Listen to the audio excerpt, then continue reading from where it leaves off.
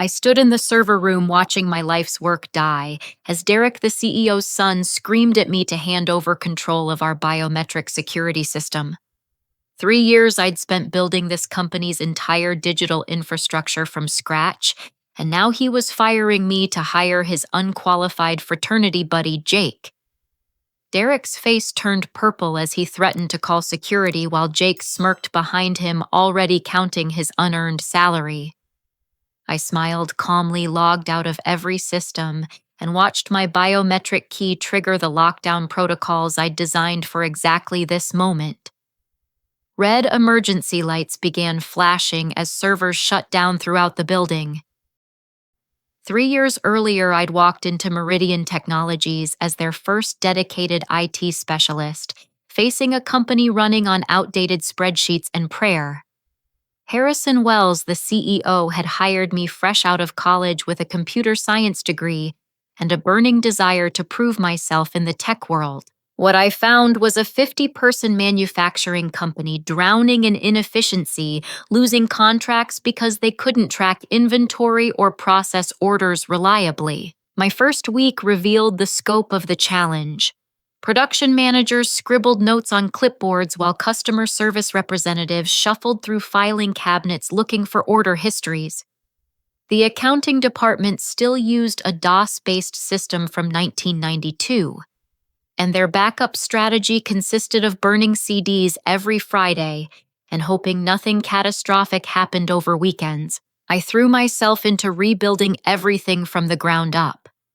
80-hour weeks became my norm as I designed custom software linking manufacturing schedules to inventory management, customer databases to shipping logistics. I created automated workflows that could predict equipment maintenance needs and optimize production runs based on real-time demand. But my crown jewel was the biometric security system that tied everything together. Traditional passwords felt inadequate for protecting proprietary manufacturing processes worth millions in competitive advantage. Instead, I implemented fingerprint and retinal scanners that granted access based on individual clearance levels while logging every system interaction. The beauty of my design was its integration. Every function from unlocking workstations to authorizing financial transactions required continuous biometric authentication every 30 minutes. It wasn't just security, it was accountability woven into the fabric of daily operations. Harrison treated me like the daughter he'd never had, praising my innovations at board meetings and promising me a vice presidency before my 30th birthday. The company grew from 50 to 300 employees as my technological improvements attracted larger clients and streamlined operations. Productivity increased 40% in 18 months, and our error rate dropped to nearly zero. Sarah from Human Resources became my closest friend, bringing coffee during my late-night coding sessions and celebrating each successful system launch. She understood the pressure I faced as the only woman in a technical leadership role, offering encouragement when imposter syndrome crept in. Other department managers respected my work, acknowledging how my systems had transformed their daily routines from chaos into precision. But success bred resentment in unexpected places. Derek Wells returned from business school with an MBA and immediate ambitions to revolutionize his father's company. 26 years old with perfectly styled hair and expensive suits, he carried himself like someone who'd never faced genuine adversity. His first day back, he toured every department with the confidence of inherited authority, asking probing questions about operational efficiency and technological infrastructure. I should have recognized the threat when Derek started scheduling private meetings with department heads discussing modernization strategies and fresh perspectives on legacy systems. He brought charts and PowerPoint presentations filled with business school buzzwords about digital transformation and synergistic optimization. More concerning, he arrived with Jake Morrison in tow. Jake had been Derek's fraternity brother at Northwestern, graduating with a business degree and minimal technical experience. but Derek presented him as a cybersecurity expert with cutting-edge credentials and innovative approaches to data protection.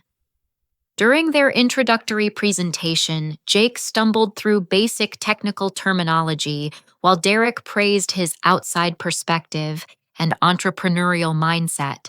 The shift in company dynamics was subtle at first. Derek began questioning my system designs in staff meetings, suggesting they were overly complex and resistant to scalability. He brought in consulting firms staffed with Jake's college friends, supposedly to evaluate our IT infrastructure for potential vulnerabilities. These consultants produced reports criticizing my biometric integration as unnecessarily sophisticated and difficult to maintain.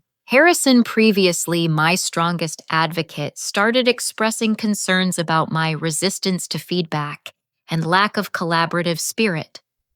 Derek had masterfully positioned himself as the voice of progress while painting me as an obstacle to innovation. He scheduled strategy sessions during my system maintenance windows, making me appear unavailable when critical decisions were being made. The personal attacks escalated gradually. Derek questioned my qualifications in front of senior staff, wondering aloud whether someone with limited industry experience should control such critical systems. He excluded me from planning meetings about IT upgrades, claiming my defensive attitude disrupted productive discussions.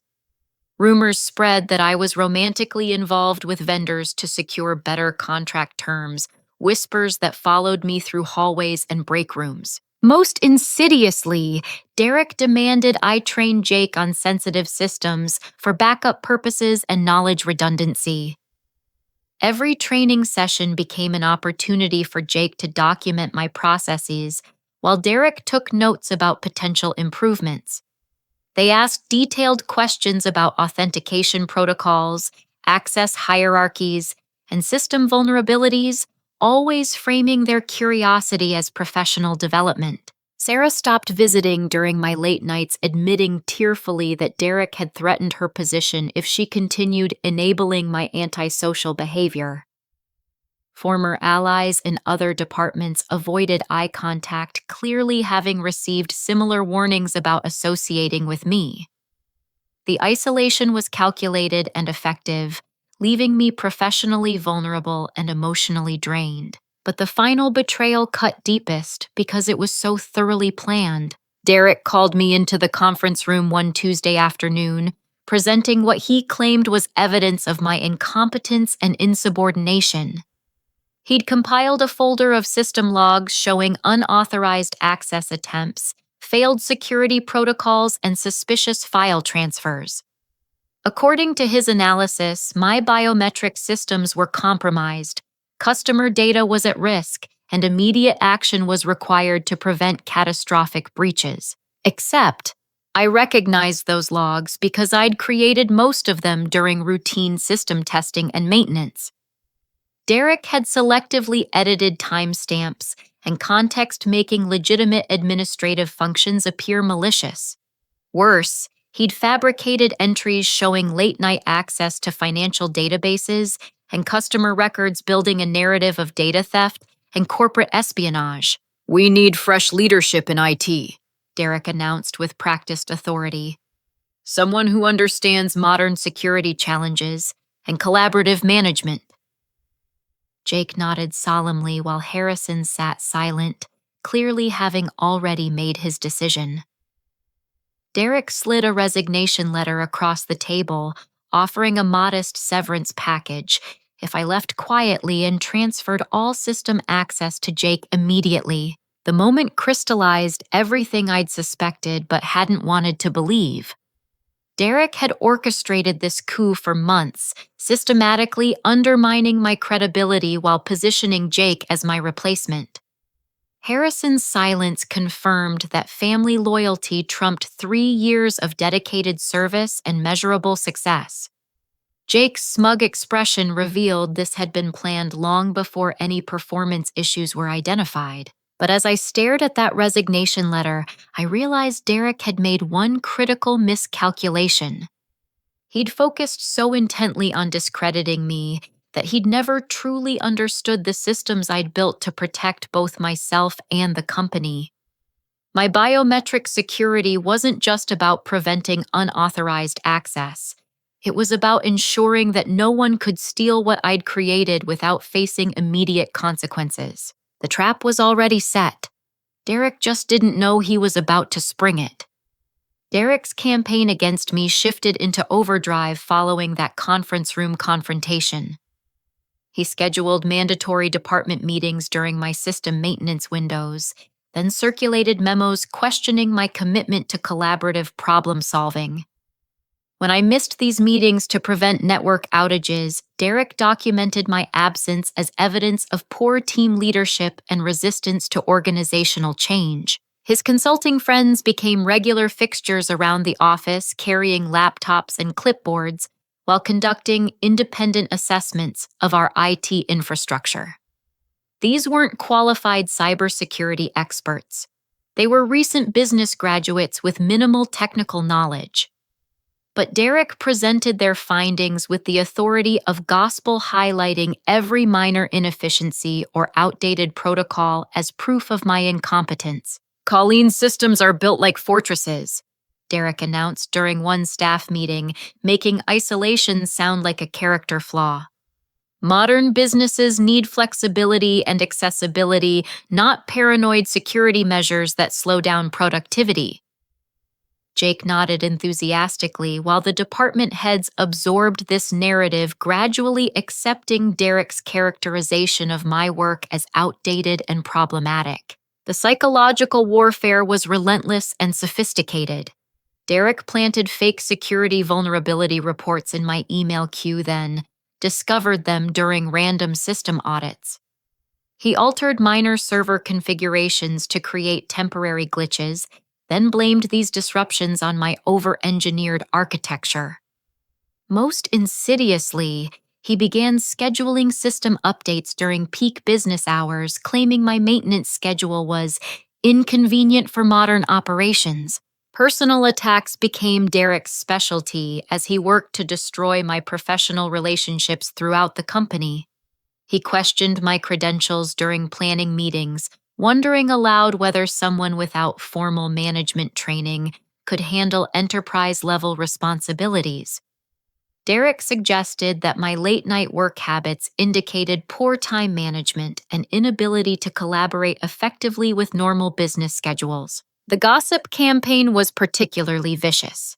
Derek spread rumors that I was romantically involved with our hardware vendors, suggesting that my equipment purchasing decisions were influenced by personal relationships rather than technical merit.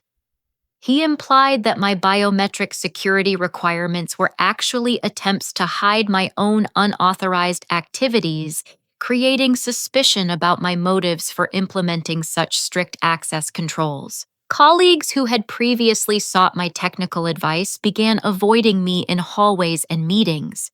Department managers stopped inviting me to planning sessions, claiming Derek had convinced them that my defensive attitude disrupted productive discussions. Even the maintenance staff, who had always appreciated my respectful treatment of their work schedules, started expressing concerns about my difficult personality and unreasonable demands. Derek's exclusion tactics were masterfully executed.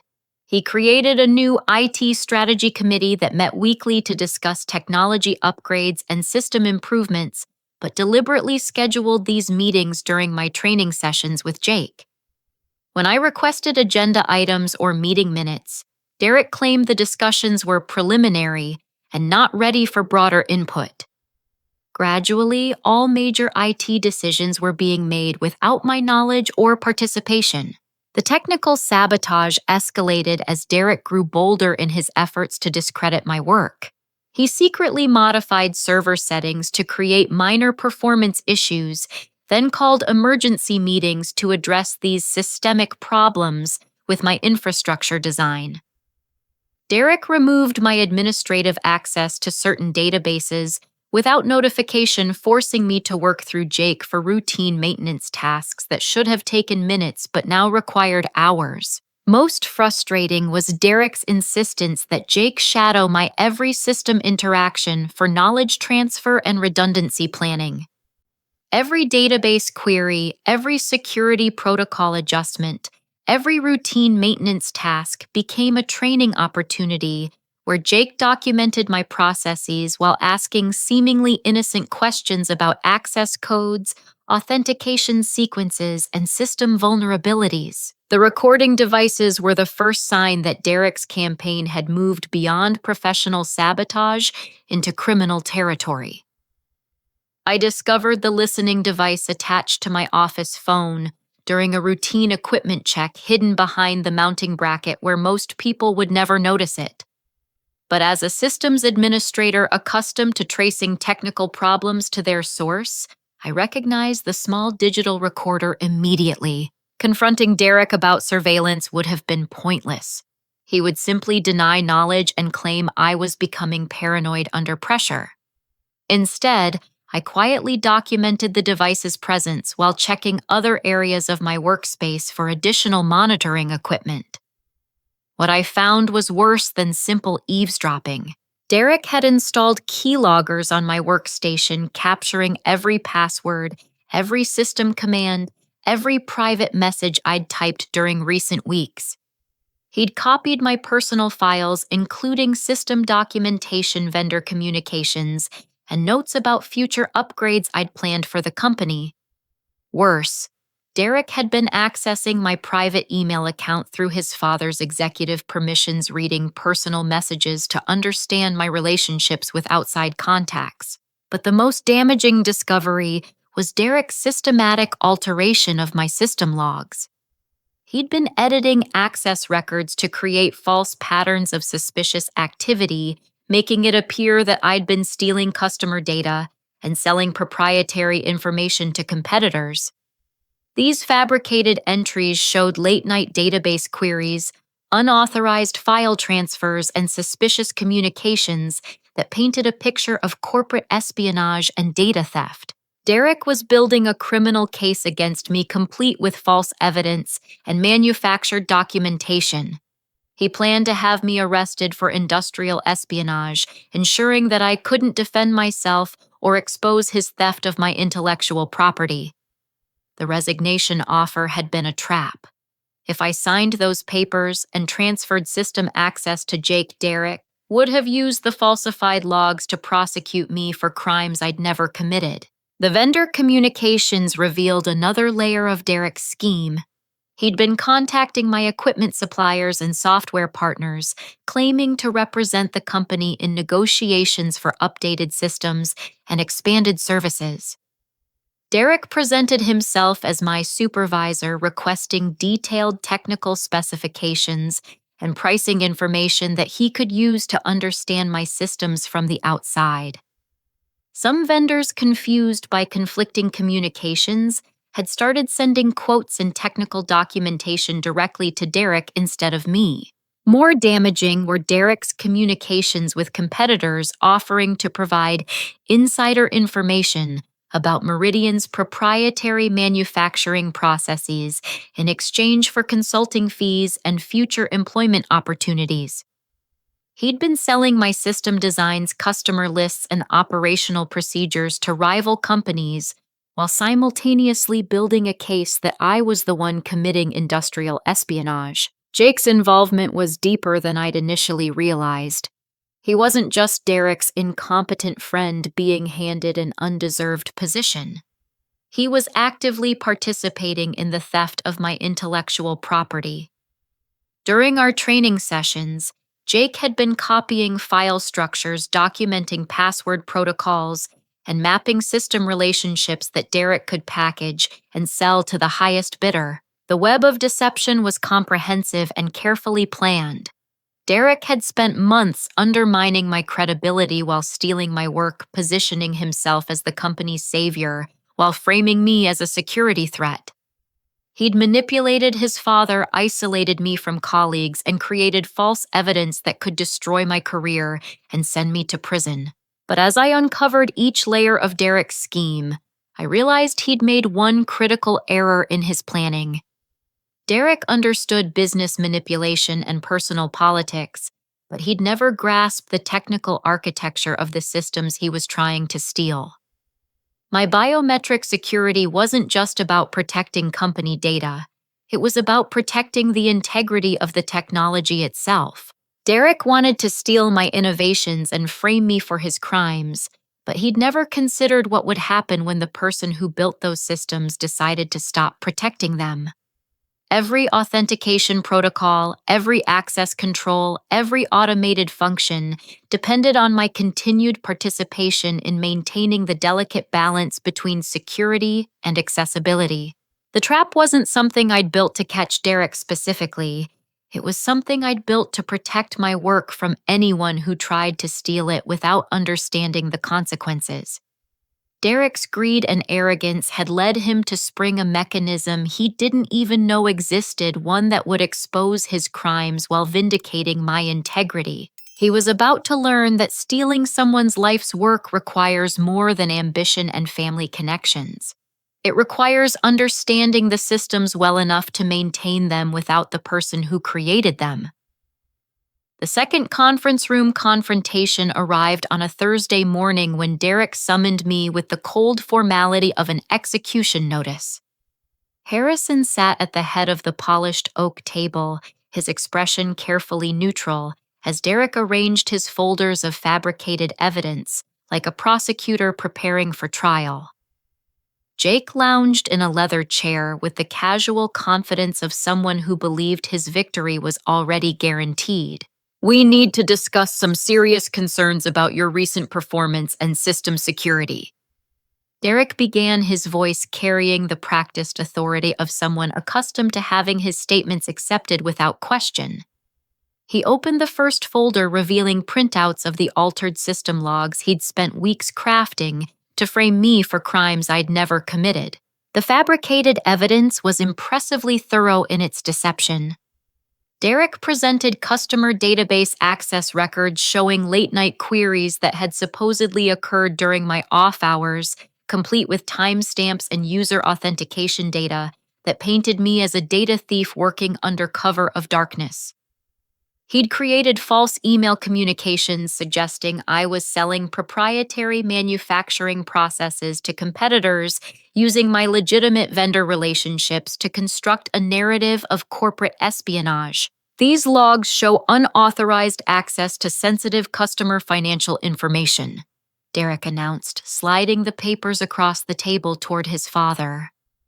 Our security analysis indicates that confidential data has been copied and transmitted to external sources without proper authorization or business justification. His performance was convincing enough that someone without technical expertise might accept these fabrications as legitimate evidence. Jake contributed to the theatrical presentation by nodding gravely and adding commentary about industry best practices and modern security protocols that revealed his limited understanding of actual cybersecurity principles. He claimed that my biometric integration was unnecessarily complex and resistant to proper oversight, suggesting that I deliberately designed systems to hide my alleged criminal activities. The company needs fresh leadership with transparent operational methods. Derek continued, building toward his predetermined conclusion. Someone who understands collaborative management and modern security frameworks that provide accountability without compromising accessibility. He gestured toward Jake, presenting his fraternity friend as the qualified professional who would rescue the company from my supposed sabotage. Harrison's silence was more damaging than any direct accusation. The man who had praised my innovations and promised me executive advancement now refused to make eye contact, clearly having accepted Derek's characterization of my work as problematic and potentially criminal. His passive participation in this charade confirmed that family loyalty had indeed trumped 3 years of measurable success and dedicated service. Derek's ultimatum was delivered with the finality of an imperial decree. He slid a resignation letter across the table, offering a severance package that was insultingly small given my contributions to the company's growth and success. The documents included non-disclosure agreements that would prevent me from discussing my work or defending my reputation, plus non-compete clauses that would effectively ban me from the technology industry for 2 years. You can leave quietly with a positive reference and some financial compensation. Derek explained, his tone suggesting this was a generous offer rather than extortion. Or we can proceed with formal disciplinary action based on these security violations, which would likely result in criminal prosecution for industrial espionage and theft of proprietary information. The false choice was designed to corner me into accepting guilt for crimes I'd never committed. Derek had crafted a scenario where refusing his terms would trigger legal action based on fabricated evidence, while accepting them would validate his accusations and destroy my professional credibility. Either path led to my professional destruction, but one offered the illusion of escaping with minimal damage. Jake's contribution to the discussion revealed the depths of his technical ignorance and the extent of Derek's desperation to place an unqualified ally in my position. He claimed that my biometric authentication protocols were outdated security theater that prevented proper system administration and oversight. Jake suggested implementing modern access management solutions that would eliminate the need for physical authentication while providing enterprise-level transparency and accountability. What Jake didn't understand, and what Derek had never bothered to learn, was that my biometric integration wasn't just about security, it was about system stability and operational continuity. Every automated function, from manufacturing equipment controls to financial transaction processing, relied on continuous authentication to prevent unauthorized modifications and maintain audit trails. Removing biometric requirements wouldn't simplify administration. It would destabilize the entire technological infrastructure. Derek demanded that I spend my final week training Jake on all proprietary systems, transferring not just access credentials, but detailed knowledge about system architecture, maintenance procedures, and troubleshooting protocols. This wasn't about ensuring operational continuity. It was about stealing my intellectual property while maintaining plausible legal cover. Derek wanted to possess my innovations while simultaneously destroying my ability to claim credit for them. Time is critical here, Derek insisted, growing impatient with my hesitation to accept his ultimatum. We need immediate knowledge transfer to prevent any disruption to business operations during the transition period. His urgency revealed his awareness that the fabricated evidence against me was time-sensitive. The longer I remained in position, the greater the risk that someone would discover the falsified logs and manufactured documentation. Harrison finally broke his silence to deliver what felt like a judicial sentence. Colleen, these are serious allegations that require immediate resolution. Derek has presented compelling evidence of security violations that put our clients and company at significant risk. His words carried the weight of disappointment and betrayal, as if I had personally violated his trust, rather than being framed by his son's criminal conspiracy.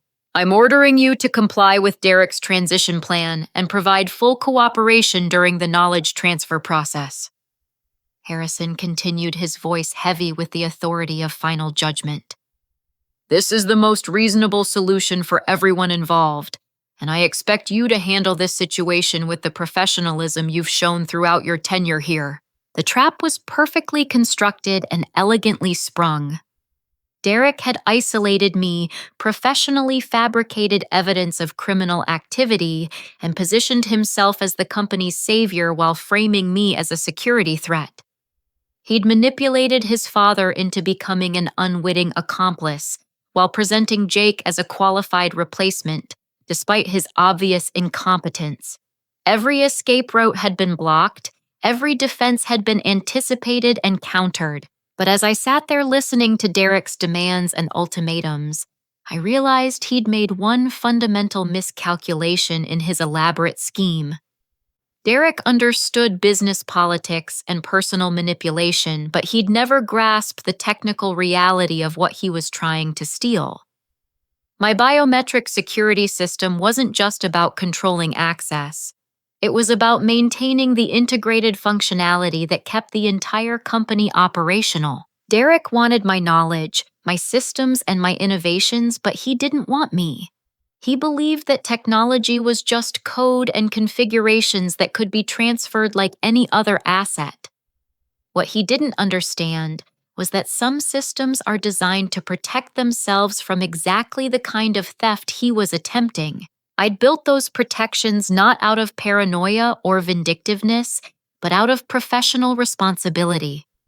When you create systems that control manufacturing equipment worth millions and process financial transactions involving thousands of customers, you build safeguards to prevent unauthorized modifications or misuse. Those safeguards don't distinguish between external hackers and internal threats. They simply protect system integrity against anyone who lacks proper authentication. Derek's ultimatum forced me to choose between accepting false guilt and fighting fabricated charges, but he'd never considered a third option. What would happen if the person who built and maintained those critical systems simply stopped participating in their operation? What if the authentication that kept everything running was withdrawn, not through malicious sabotage, but through legitimate security protocols designed to protect against exactly the kind of theft Derek was attempting? The dead man's switch wasn't something I'd added maliciously. It was something I'd built professionally. When continuous authentication fails, secure systems automatically protect themselves by restricting access and preventing unauthorized modifications. It wasn't sabotage. It was responsible security architecture responding to detected threats exactly as designed. Derek wanted to steal my work without understanding the consequences, and I was about to demonstrate why some things can't be taken without the cooperation of the person who created them. Friday afternoon arrived with the ceremonial finality of a state execution as Derek orchestrated my termination with theatrical precision. He personally escorted me to my office, demanding that I pack my personal belongings under his direct supervision, while Jake shadowed every movement with the annoying persistence of an untrained apprentice. Derek had already confiscated my parking pass, building access card, and office keys, treating me like a criminal despite the complete absence of legitimate evidence supporting his fabricated accusations. Every system interaction needs to be documented and explained during the knowledge transfer process, Derek announced, producing a tablet to record our activities. Jake needs to understand not just the what, but the why behind every configuration and protocol you've implemented. His insistence on comprehensive documentation revealed his desperation to steal not just my access credentials, but my intellectual understanding of systems he'd never bothered to study. The server room tour became an exercise in technical theater as I explained the biometric integration architecture to Jake, whose confused expressions and elementary questions confirmed his complete lack of cybersecurity expertise. He struggled to understand basic concepts like multi-factor authentication and access hierarchies, asking why systems needed to check permissions so often and whether we could just use regular passwords like normal companies. The biometric scanners authenticate every 30 minutes to maintain continuous security validation. I explained with professional patience, watching Jake fumble with concepts that any qualified IT professional would grasp immediately. Each scanner communicates with central servers to verify user permissions, log activities, and detect unauthorized access attempts. It's not just about initial login, it's about ongoing verification that authorized users remain authorized throughout their session. Derek grew increasingly impatient with Jake's obvious incompetence, snapping at him to focus on the practical applications rather than theoretical details. But the theoretical details were the practical applications. You can't maintain systems you don't understand, and Jake clearly understood nothing about enterprise security architecture. Derek's frustration with his chosen replacement began showing through his carefully constructed facade of confidence. "We need to accelerate this transition process," Derek declared, checking his expensive watch with theatrical urgency. "Business operations can't wait for extended training periods, and we need immediate transfer of system control to prevent any security gaps during the changeover." His demand for speed revealed his awareness that prolonged examination might expose the technical impossibility of his plans. Jake's attempts to access server controls provided unintentional comedy as he struggled with interfaces designed for competent administrators. He couldn't navigate the authentication hierarchy, didn't understand permission structures, and seemed genuinely surprised that enterprise systems required more sophistication than consumer applications. When he attempted to modify basic settings, the system rejected his commands due to insufficient clearance levels that Derek couldn't authorize because he lacked technical access himself. "Why is everything so complicated?" Jake complained, echoing the frustration of someone accustomed to simple solutions for complex problems. "Can't we just reset everything to default settings and start fresh with normal security measures?" His suggestion revealed such fundamental ignorance of enterprise operations that even Derek winced at the implications. The moment of truth arrived when Derek issued his final ultimatum with the authority of inherited power. "I'm ordering you to immediately transfer your biometric authentication to Jake's profile and provide him with full administrative access to all company systems," he announced, pointing at the primary server console as if it were a simple computer requiring only basic password changes. The biometric transfer requires 72 hours of overlap authentication to ensure system stability and prevent operational disruptions. I explained, referencing the security protocols I'd implemented specifically to prevent hasty or unauthorized changes. Enterprise systems don't switch users instantly. They require gradual transition periods to maintain operational integrity and audit trail continuity. Derek's face reddened as he rejected my explanation with the impatience of someone who'd never encountered limits on his authority. "I don't care about your procedures or protocols," he snarled, his polished facade cracking under the pressure of technical realities he couldn't control. "I'm ordering you to override your own security measures and provide immediate access transfer, or I'll have you arrested for sabotage and obstruction." Harrison arrived at precisely that moment, summoned by Derek's urgent phone calls about my continued resistance to reasonable transition requirements. The CEO surveyed the server room scene with growing alarm as he absorbed the technical chaos his son had created through ignorance and arrogance. Multiple error messages flashed on monitoring screens as Jake's incompetent access attempts triggered security warnings throughout the network. "What's the status of the knowledge transfer?" Harrison demanded, his voice carrying the strained patience of someone trying to manage a crisis he didn't fully understand. "Derek assured me this would be a smooth transition with minimal disruption to business operations." The gap between Derek's promises and actual results was becoming impossible to ignore.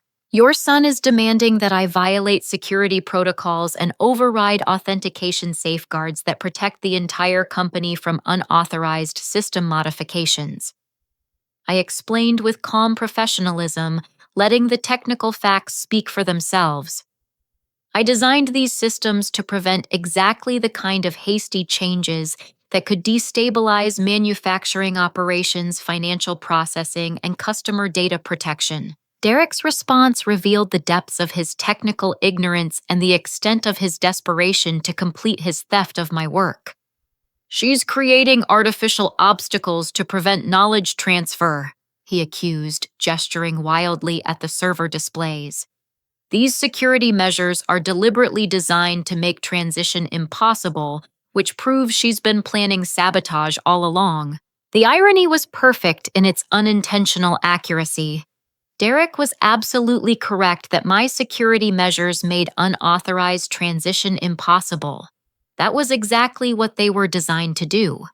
I'd built systems that could only be transferred through proper protocols by authorized personnel who understood the technical requirements.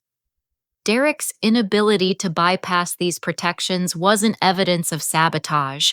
It was evidence of effective security architecture. I'll give you one final opportunity to comply with company orders, Derek declared, his voice shaking with barely controlled rage. Transfer your biometric access to Jake immediately, or face criminal prosecution for theft, sabotage, and obstruction of business operations. His ultimatum carried all the authority of inherited privilege, but none of the technical competence required to enforce his demands. The security guards arrived on Derek's signal, their presence adding dramatic weight to his empty threats. But corporate security personnel aren't IT technicians. They couldn't force biometric authentication any more than Derek could override technical protocols through volume and intimidation. The guards looked uncomfortable as they realized they'd been summoned to witness a technological problem that couldn't be solved through traditional authority. Jake made one final attempt to access the primary control servers, entering commands, with the confidence of someone who believed determination could substitute for competence. The authentication system responded exactly as designed, detecting multiple failed access attempts from an unauthorized user and triggering automatic security protocols to protect system integrity against suspected intrusion attempts. Emergency alarms began sounding throughout the building as the network detected what appeared to be a coordinated attack on critical infrastructure. Red warning lights flashed in hallways while automated announcements instructed employees to secure sensitive materials and prepare for potential system shutdowns. The very security measures Derek had criticized as unnecessarily complex were now protecting the company from his own incompetent interference. "What did you do?" Derek screamed, staring at the cascade of error messages flooding the monitoring displays. "Fix this immediately, or I'll have you arrested for terrorism and sabotage."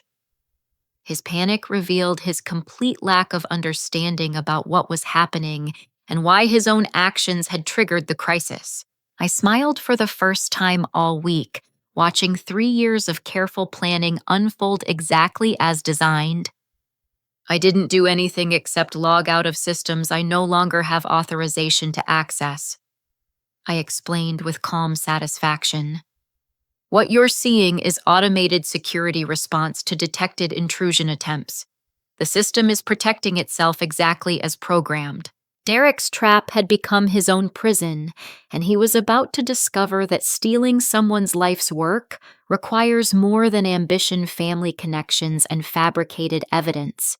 It requires understanding the systems well enough to maintain them, and neither Derek nor Jake possessed even basic competence for that responsibility. The dead man's switch had been triggered not through malicious sabotage, but through legitimate security protocols responding to unauthorized access attempts by unqualified personnel.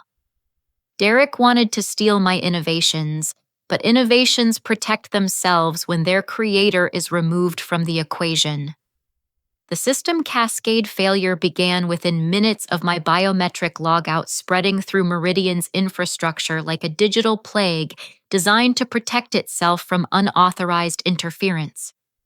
Manufacturing equipment on the production floor ground to an immediate halt, mid-cycle ruining thousands of dollars in raw materials, as automated assembly lines detected the loss of authenticated oversight and engaged emergency stop protocols to prevent damage or injury. Computer workstations throughout the building displayed identical security warnings, informing employees that authentication services were unavailable and all network access had been suspended, pending resolution of detected intrusion attempts. Customer service representatives found themselves unable to access order databases, shipping coordinators couldn't generate tracking information, and accounting personnel watched helplessly as financial processing systems locked themselves down to prevent unauthorized transactions. The phone system suffered a particularly dramatic failure as voice over internet protocol services lost authentication validation and automatically disconnected all active calls to protect against eavesdropping or unauthorized monitoring.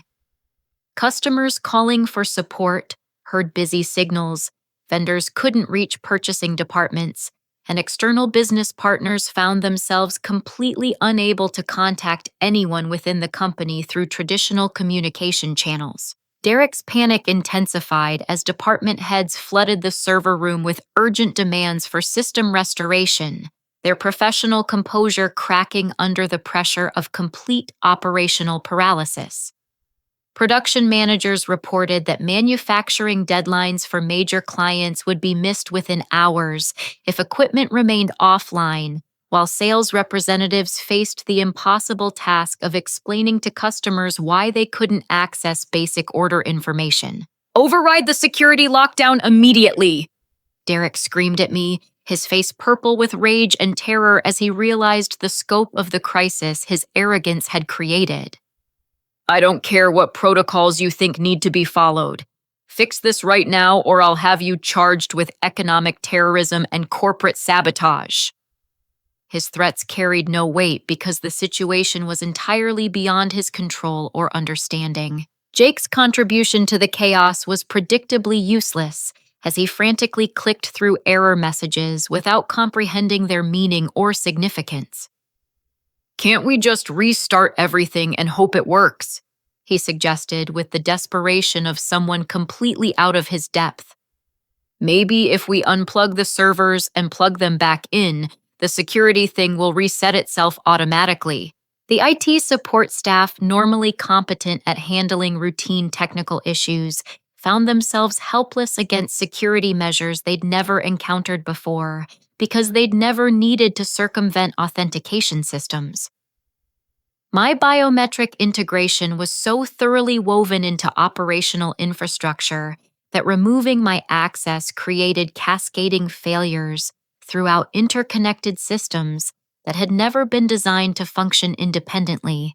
Building security systems joined the failure cascade as access controls lost authentication validation and defaulted to locked status to prevent unauthorized entry during the apparent security crisis.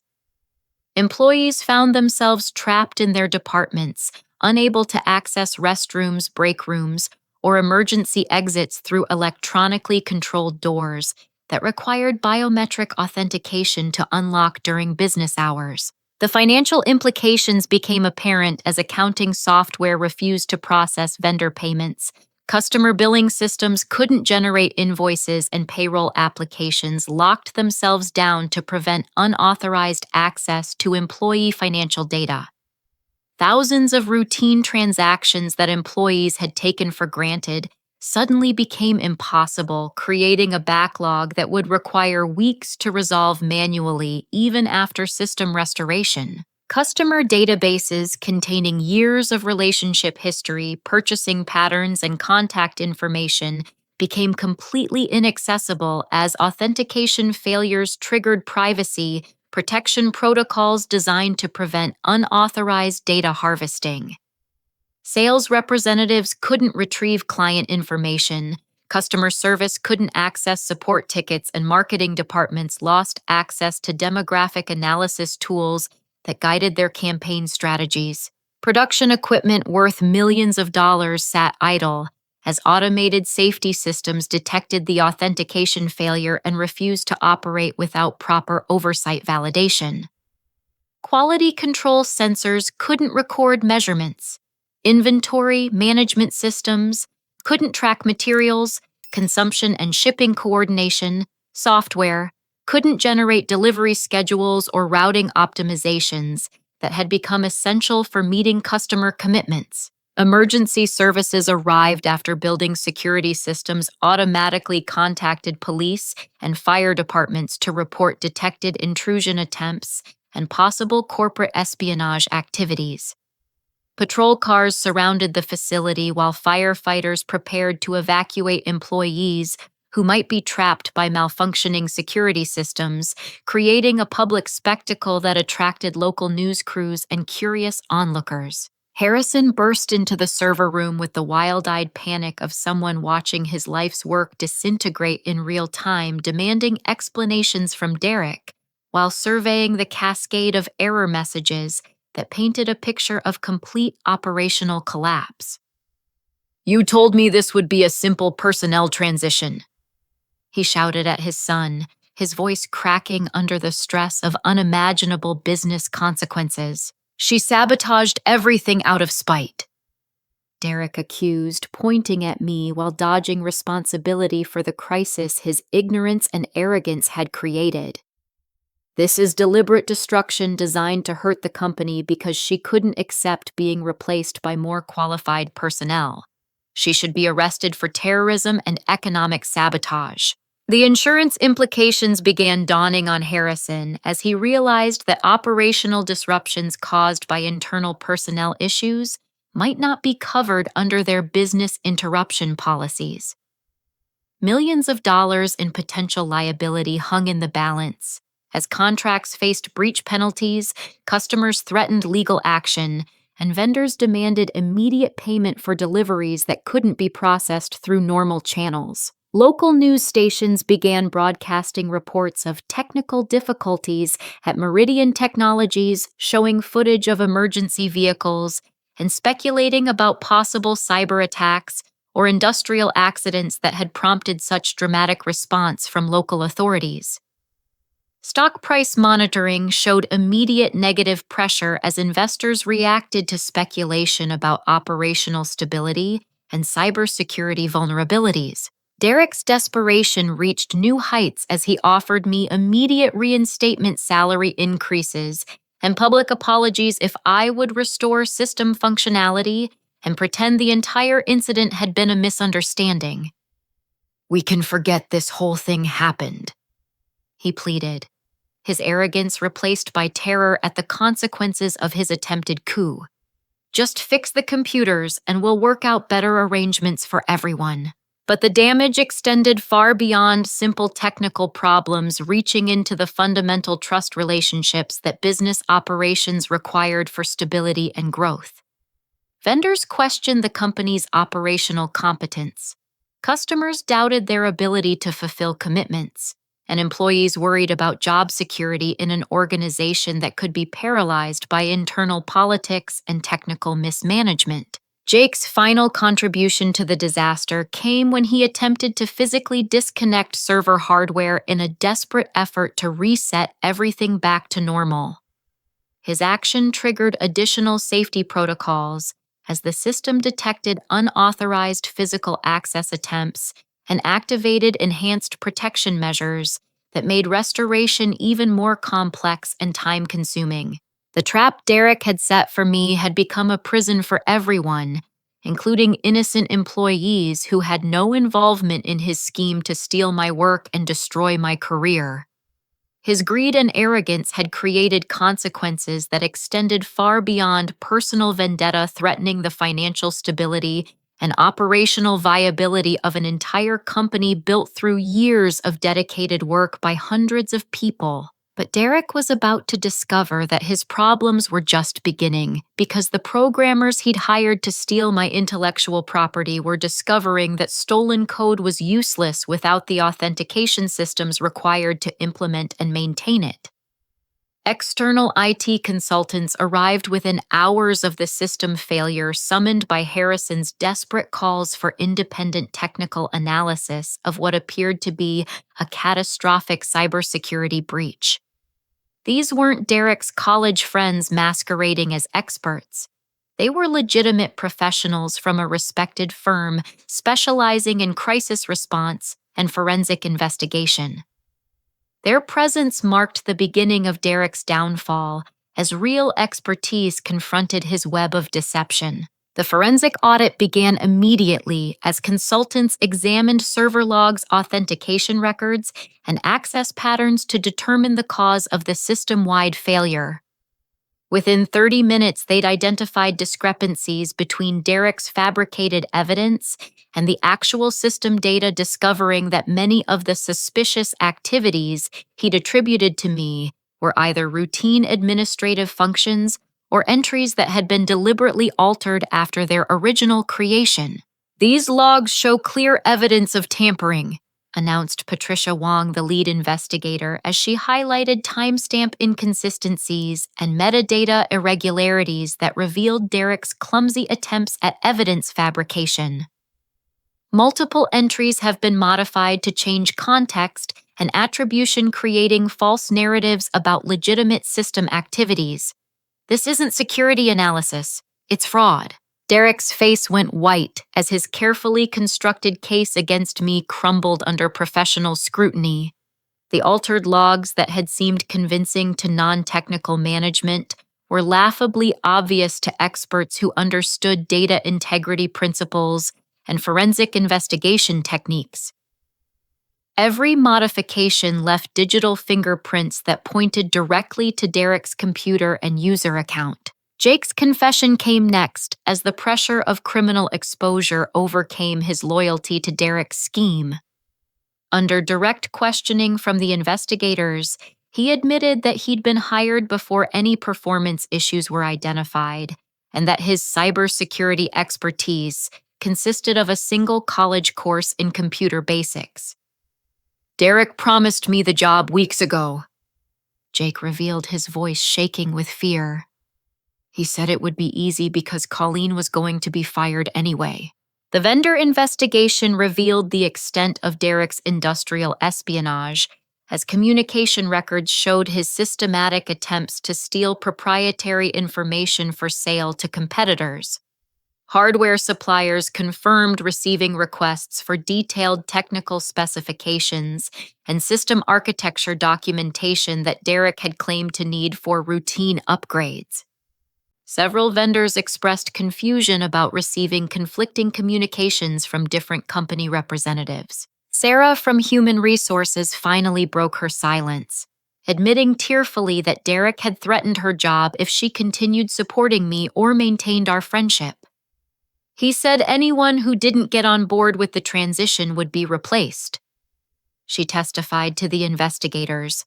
Derek made it clear that questioning his decisions or supporting Colleen would be considered insubordination and grounds for termination. Department heads began coming forward with their own accounts of Derek's manipulation and intimidation tactics.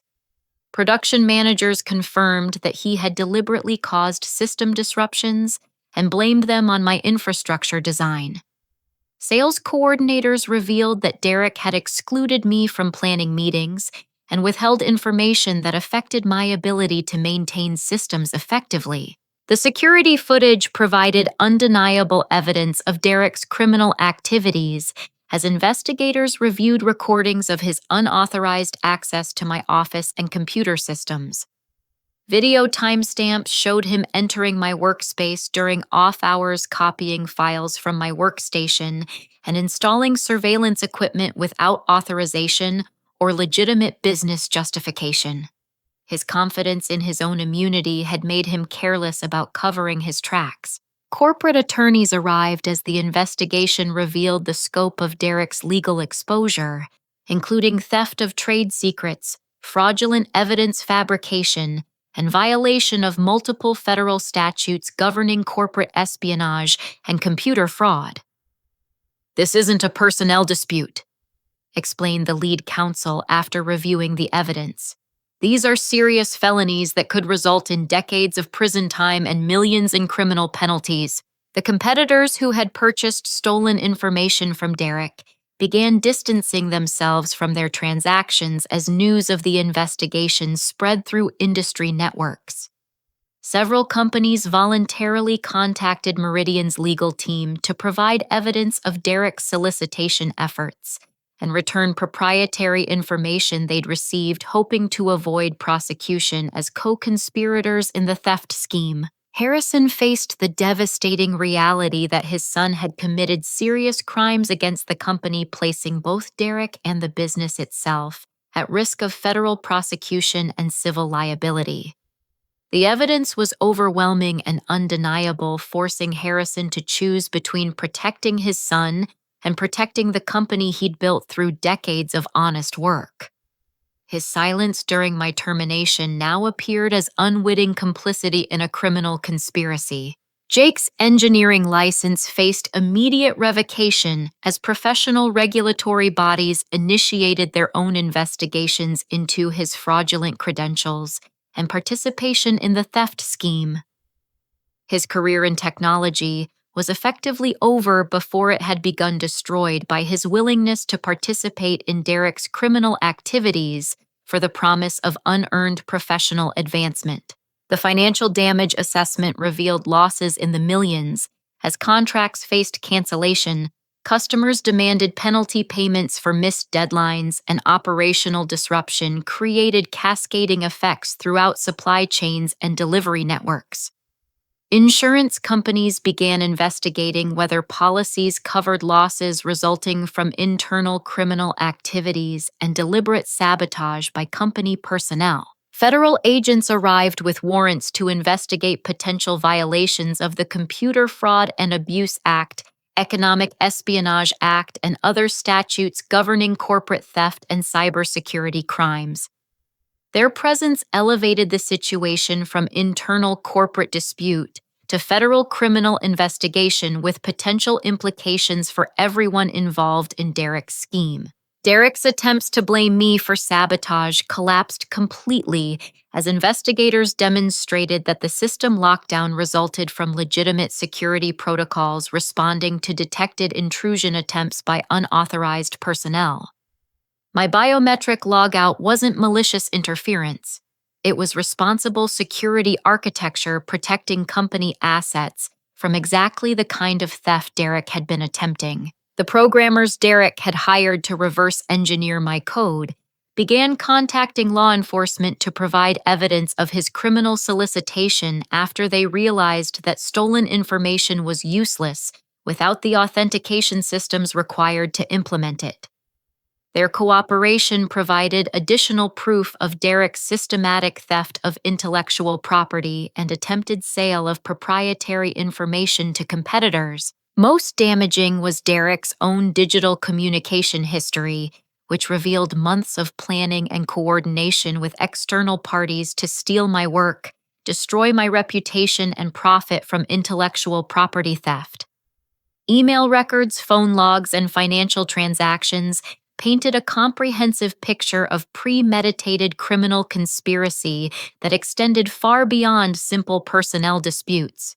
Harrison's legal exposure became apparent as attorneys explained that company executives could face personal liability for enabling or failing to prevent known criminal activities by subordinates.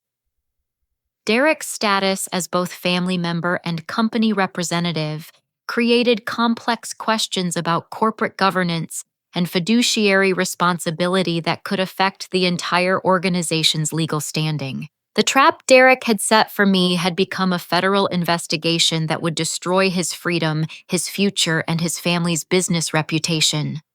His arrogance and greed had created consequences that extended far beyond personal vendetta, reaching into criminal territory, with implications that would follow him for the rest of his life. But the most satisfying moment came when Derek realized that his victims were about to become his prosecutors, and that stealing someone's life work requires more than ambition and family connections.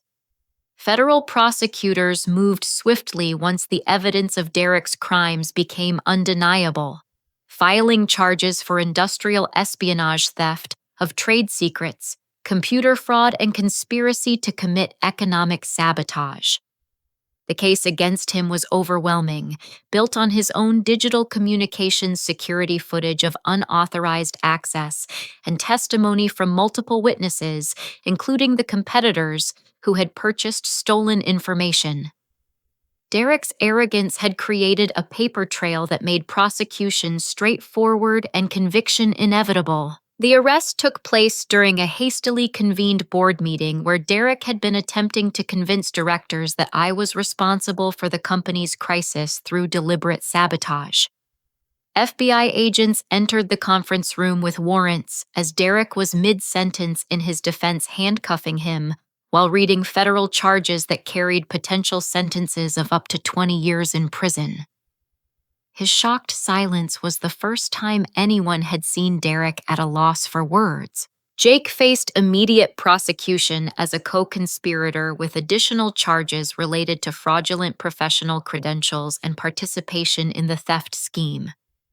His engineering license was permanently revoked, his college degree faced investigation for academic fraud, and his future in any technical field was effectively ended. The promised salary and position had cost him everything he'd hoped to achieve through legitimate career development. The competitors who had purchased stolen information faced their own legal consequences as federal prosecutors pursued charges against companies that had knowingly participated in industrial espionage. Several firms agreed to cooperation deals providing evidence against Derek in exchange for reduced penalties and public acknowledgement of their participation in the theft scheme. Their cooperation strengthened the case against Derek, while exposing the full scope of his criminal network. Professional vindication came swiftly as industry publications covered my story, highlighting the importance of cybersecurity ethics and the dangers of corporate nepotism in technical leadership roles. Engineering associations presented awards recognizing my innovative security architecture, while cybersecurity conferences invited me to speak about protecting intellectual property through responsible system design. My reputation was not just restored, but enhanced by the public recognition of my professional integrity. Harrison's personal reckoning was perhaps the most difficult aspect of the entire situation, as he faced the reality that his son had nearly destroyed everything he'd built through decades of honest business practice. Family therapy became necessary as Harrison struggled to understand how Derek's sense of entitlement and lack of moral foundation had led to such devastating criminal behavior. The father-son relationship might never recover from the betrayal and legal consequences. Legal reforms within the company became immediate priorities as Harrison worked to prevent future incidents of nepotism and ensure that technical positions were filled based on merit rather than family connections. New governance structures required board approval for senior appointments, independent verification of credentials, and separation of family relationships from professional decision-making.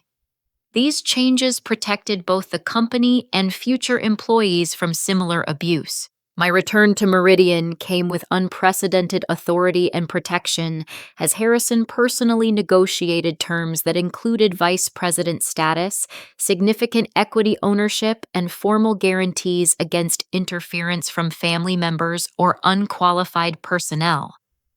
The biometric security systems were expanded and reinforced with additional protections against unauthorized modification and clearer protocols for legitimate transfers of responsibility. System restoration took several days of careful work as I rebuilt authentication protocols and verified the integrity of all databases and operational controls.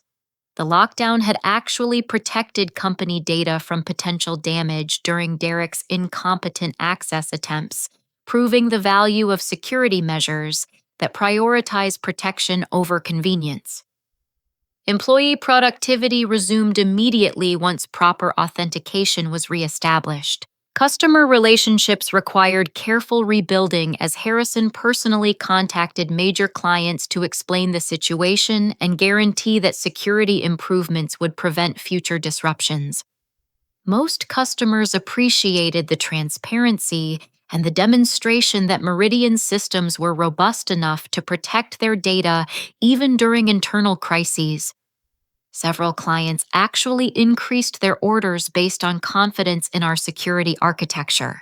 Financial recovery exceeded expectations as the company's enhanced reputation for cybersecurity attracted new clients who valued data protection and system integrity over low costs.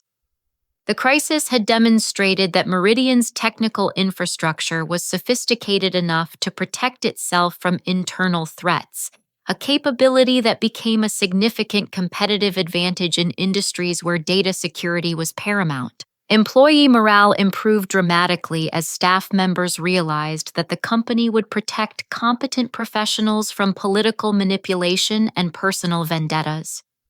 The removal of Derek and Jake sent clear messages about merit-based advancement and the importance of technical competence in technology roles. Several employees who had been intimidated into silence during Derek's campaign came forward to support improved workplace policies. Speaking engagements and consulting opportunities arose as my story became a case study in cybersecurity ethics and the importance of protecting intellectual property through responsible system design. Universities invited me to lecture about security architecture, while technology companies sought advice on preventing internal threats and maintaining system integrity during personnel transitions. These opportunities expanded my influence beyond Meridian while validating my professional expertise. Derek's sentencing hearing provided closure as federal judges imposed substantial prison time and financial penalties for his crimes. The judge specifically noted that Derek's abuse of family connections and deliberate attempts to destroy an innocent person's career represented particularly serious aggravating factors. His imprisonment would serve as a warning to other privileged individuals who might consider stealing from their subordinates. Jake's cooperation with prosecutors earned him a reduced sentence, but his career remained permanently destroyed by his participation in the theft scheme. His case became a cautionary tale about the dangers of accepting unearned positions and participating in criminal activities for personal advancement.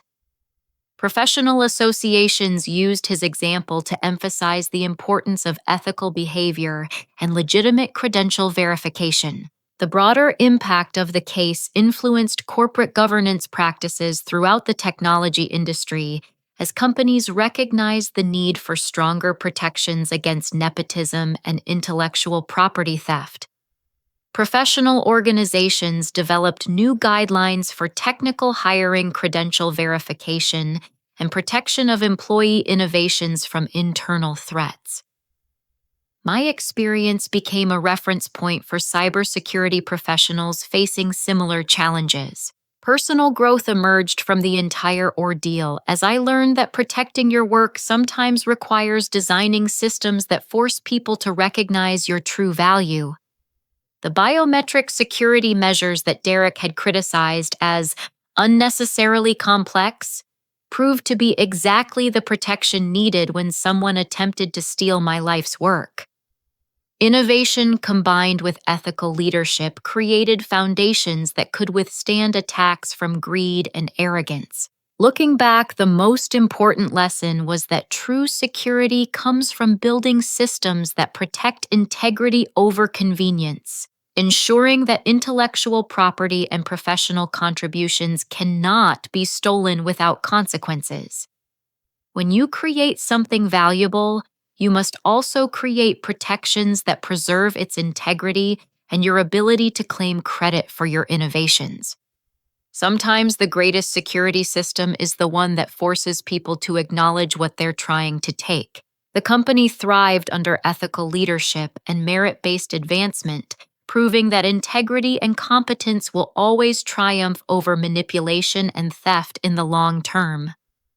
Meridian became known throughout the industry for innovative technology and responsible business practices, attracting top talent who valued professional respect and intellectual honesty. What Derek intended as my destruction became the foundation for greater success than I'd ever imagined possible. Have you ever found yourself in a situation where standing up for your principles felt risky but turned out to be the right choice? How do you protect your professional work and ensure you get credit for your innovations? Share your thoughts in the comments below, and don't forget to like this story if it resonated with your own experiences. Subscribe for more stories about overcoming workplace challenges and fighting back against unfair treatment. And please share this with anyone who might benefit from learning about the importance of protecting their professional integrity.